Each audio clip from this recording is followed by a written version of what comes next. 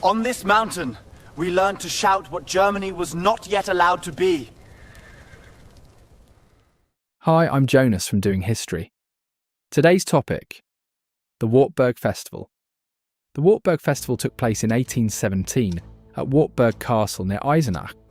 It was organised mainly by students and professors who wanted German national unity and political freedom. The setting was symbolic. It connected the memory of Martin Luther with the recent struggle against Napoleon. Participants celebrated the Reformation's 300th anniversary and the Battle of Leipzig's 4th anniversary. Some students also staged a book burning of writings they considered reactionary or anti-nationalist. The festival showed that nationalism and liberalism were spreading among educated youth. It also alarmed conservative governments, which later cracked down on student movements.